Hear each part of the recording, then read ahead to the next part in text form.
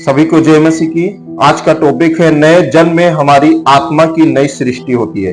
परमेश्वर के प्रिय लोगों, हमारा जन्म पहले आत्मा में होता है, एक नई सृष्टि बनती है। आज हम जानेंगे हमारी आत्मा में सब कुछ नया हो जाता है, हमारे शरीर में कोई परिवर्तन नहीं होता। जब हम विश्वास करते हैं, जब प्रभु को हम ग्रहण करते हैं, तो हमारे अंदर एक नया आत्मा का जन्म होता है और हम बाहर कुछ भी नहीं दिखते हैं। हमारे शरीर में बाहर कोई बदलाव नहीं आता, लेकिन पहले अंदर हमारा बदलाव होना चालू हो जाता है। हमारा शरीर जैसे पहले था वैसे ही रहता है। एक अंदरूनी व्यक्ति है जिसे हम आत्मा कहते हैं और एक बाहरी व्यक्ति है जिसे हम शरीर कहते हैं। परमेश्वर के प्रिय लोगों, अंदर रहने वाला परमेश्वर का आत्मा है और बाहर हमारा शरीर है। दूसरा कुरिन्थियों 4:16 में लिखा है, इसलिए हम हिवा नहीं छोड़ते, यद्यपि हमारी बाहरी मनुष्य तत्व नाश भी होता जाता है, तो भी हमारा भीतरी मनुष्य तत्व दिन प्रतिदिन नया होता जाता है। परमेश्वर के प्रिय लोगों, हमारा जो बाहरी स्वभाव है, बाहरी शरीर का काम प्रकट होते थे, वो मजे मजे क्या होता है, नाश हो जाता है। और अंदर हमारे परमेश्वर का आत्मा जो हमारे जीवन में है, अंदर हम मजबूत होते जाते हैं। परमेश्वर का आत्मा हमारे भीतरी मनुष्य को और भीतरी अंदर के हर एक स्वभाव को एकदम पूरी तरह हमें अपने वचन के अनुसार बनाते जाता है। परमेश्वर के प्रिय लोगों, पतरस इस भीतरी मनुष्य तत्व को छिपा हुआ और गुप्त मनुष्य तत्व कहता है। पहला पतरस 3:4 में यह भीतरी मनुष्य तत्व मनुष्यों की आंखों से देखा नहीं जा सकता।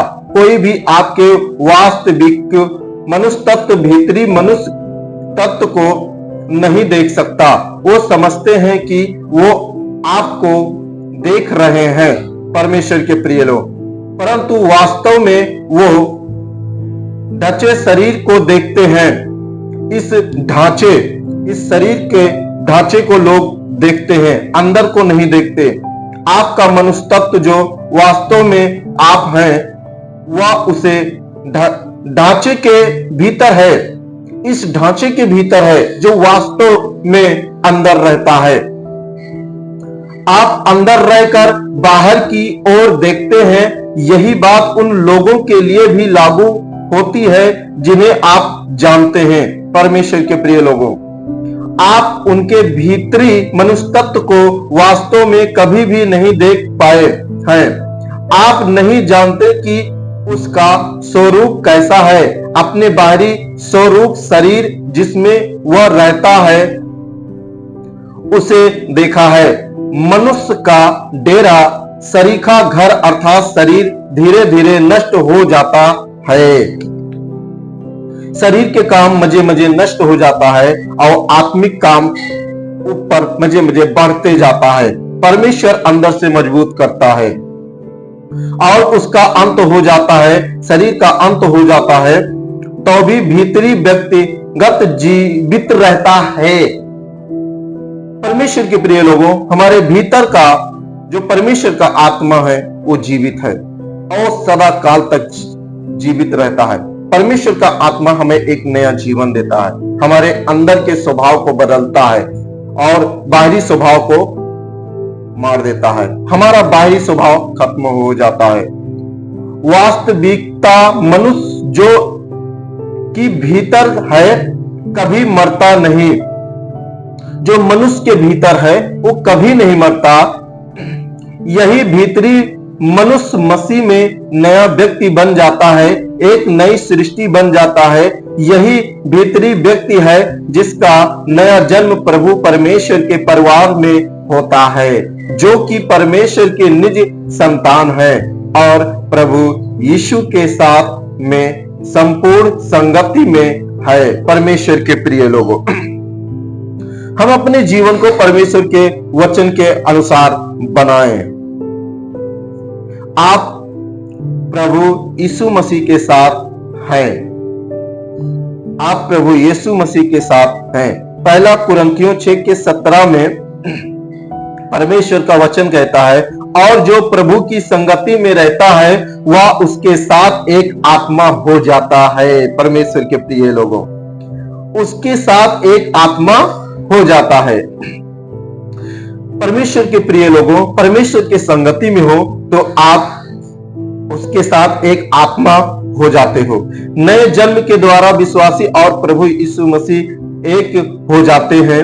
प्रभु यीशु ने कहा, मैं दाखलाता हूं, तुम डालियां हो, जो मुझ में बना रहता है और मैं उसमें, वह बहुत फल फलता है, वो बहुत फल फलता है, क्योंकि मुझसे अलग होकर तुम कुछ भी नहीं कर सकते। यूहन्ना 15:5 में लिखा है, जब आप एक पेड़ को देखते हैं तो आप यह नहीं सोचते कि डालियां एक भाग है और बाकी का हिस्सा दूसरा भाग है। उस पेड़ में वही फल लगता है जो फल देता है। इसलिए जब परमेश्वर में लगे रहोगे तो परमेश्वर का स्वभाव आपके अंदर प्रकट होगा। परमेश्वर के प्रिय लोगों, आप उसे एक संपूर्ण पेड़ के रूप में देखते हैं, उसी तरह हम भी मसीह में एक है। हमारी आत्मा उसके साथ एक है। प्रभु यीशु हमारा सिर है और हम उसके शरीर हैं। परमेश्वर के प्रिय लोगों, आपके लिए सब कुछ संभव है। आपके लिए सब कुछ संभव है जब आप ऐसा बन जाते हैं तो। कोई भी परमेश्वर के इस पवित्र वचन पर संदेह नहीं करता जो कहता है, यीशु ने उनकी ओर देखकर कहा, मनुष्यों से तो ये नहीं हो सकता, परंतु परमेश्वर से सब कुछ हो सकता है। परमेश्वर के प्रिय लोगों, परमेश्वर से हर एक असंभव काम संभव हो जाता है। परमेश्वर के प्रिय लोगों, जब परमेश्वर से आप जुड़े रहोगे, परमेश्वर के मार्गों पे चलोगे, परमेश्वर के वचन के अनुसार जीवन बिताओगे। लिखा है मत्ती 18:19-26 में, और यह भी पाया जाता है कि विश्वास करने वाले के लिए सब कुछ हो सकता है। मरकुस 9:23 क्या कहता है? क्या इन दोनों वचनों की सत्यता एक समान है, अथवा एक वचन सत्य है तथा दूसरा भ्रम पैदा करने वाला या असत्य है? नहीं, दोनों वचन पूर्णतः सत्य है। विश्वास करने वालों के लिए सब कुछ हो सकता है। परमेश्वर के लिए लोगों, विश्वास करने वालों के लिए सब कुछ हो सकता है। मरकुस 9:23 कहता है, जब भी मैं यात्रा में होता हूं, ये वचन बोलने के द्वारा विश्वास में दृढ़ होकर आगे बढ़ता चला जाता हूं। परमेश्वर के प्रिय लोगों, परमेश्वर के वचन से आप बढ़ते चले जाओगे जब परमेश्वर के वचन बोलोगे तो। और जब मैं असंभव देखने वाली परिस्थिति का सामना करता हूं, मैं जोर से इस वचन को बोलता हूं, विश्वास करने वालों के लिए सब कुछ संभव है, और मैं विश्वास करता हूं जिससे मुझे नया बल प्राप्त होता है और मैं असंभव सी दिखने वाली परिस्थिति का सामना कर पाता हूं। परमेश्वर के प्रिय लोगों, यह वचन बोलता है, एक विश्वास करने वाला व्यक्ति यही वचन बोलता है, असंभव को संभव करने वाला मेरा परमेश्वर है। परमेश्वर जो आपके अंदर है वो सबसे बड़ा है।